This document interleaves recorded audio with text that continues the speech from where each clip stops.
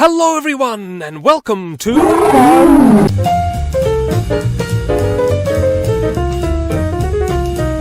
This is Africa, and here's Kenya. Now, let's have a look, shall we? The tale of Kenya stretches back to the sunrise of the human story, and its first inhabitants were hunters, scouring the sweeping, simmering landscapes for their meat. As the slow centuries slinked by one after the other, different peoples migrated into the land, bringing with them an alternative to hunting. Pastoralism, the art of herding and shepherding livestock. More centuries slithered away as still other peoples slipped into the land. Bantu speakers from the west, who brought their knowledge of farming and metalworking into the land. The Bantu took a liking to the coastal region, which became a prominent hub of trade in what became known as the Swahili coast. Contact with Arabians brought the religion of Islam to the locality, and one of the area's major ports was located in Kenya, the city of Mombasa. Built around the year 900, Mombasa's mercantile reach extended as far away as India and China, amassing wealth from the export of products ranging from ivory to sesame seeds. In 1498, the Portuguese stopped by en route to India and clearly liked what they saw, for a few years later they were establishing their presence in the region, a presence that was cemented by the enormous Forte Jesus, built in 1593 to safeguard Portuguese territorial domination, which lasted for over 100 years. In the 1690s, however, the Arabs of Oman besieged the fort for nearly 3 years and finally won, expelling the Portuguese and assuming command. The Omanis increased the slave trade that was going on, desirous of free labor for their clove plantations, and delving deeper into Kenya for that purpose. Meanwhile, in the mid-1700s, the Maasai migrated into the land, cattle herders and great warriors who would come to dominate the vast expanse of the Great Rift Valley, as well as neighboring lands. And if you ever want to know how stretchy your earlobes can be, look no further than a Maasai woman. Can you believe it? Sorry, had to use that one. Anyway, slavery sadly persisted in the country under Omani rule well into the 19th century, though the British made efforts to restrain it, and in 1846, the German linguist Johann Ludwig Rapp came to Kenya as a missionary. He explored the country and translated the Bible into Swahili. Today, Christianity is the majority religion in Kenya. Though the Germans had vested interests in the country, it was the British who gained control of it in the latter 19th century. To more efficiently link their colonial holdings, the British built the Uganda Railway, using workers from what's now Pakistan, and set about constructing what would later become Kenya's capital, Nairobi. Of course, a number of Kenyan tribes were hostile to British rule, such as the Kikuyu, the Kamba, and most fiercely, the Nandi, but to no avail. European settlers began setting up farms, though industry was disrupted by World War I. In 1920, Kenya was officially made a colony, and still more settlers arrived to farm, one of whom was the Danish writer Karen Blixen, who wrote about her experiences in the book Out of Africa. Now, the colonial endeavour had dispossessed many native Kenyans of immense slices of land, who were not being represented in the governing of their own country, and there was a lot of anger and resentment brewing, which in 1952 boiled up into the Mau Mau uprising. The Kikuyu people, along with representatives of other ethnicities, revolted against British rule, led by Dedan Kimathi, a grisly, horrible conflict, noted for atrocities on both sides. The British eventually managed to quash the rebellion, which subsided after the execution of Kimathi in 1957. Though relative quiet was restored, it was clear things had to change, and they did. In 1963, the push for independence succeeded, and Kenya was free, Jomo Kenyatta becoming first president. Kenyatta, a conservative and anti-communist, oversaw a time of economic growth, but also a controversial land distribution scheme that stoked ethnic tensions, favoured tribes being given more land or other tribes' lands, and so on. There were also conflicts with the Somali minority in the north, which spilled into the next president's term. Now, Kenya had been under one-party rule for decades, and the road to a more free form of democracy was a bumpy one, to say the least. All sorts of ethnic political violence accompanied the path to a coalition government, but it happened at last, and a new constitution was drafted, and today Kenya, with its medium level of human development, has seen many improvements and possesses the largest economy in East Africa. But what looms ahead for Kenya? Comment below, but for now, bye-bye!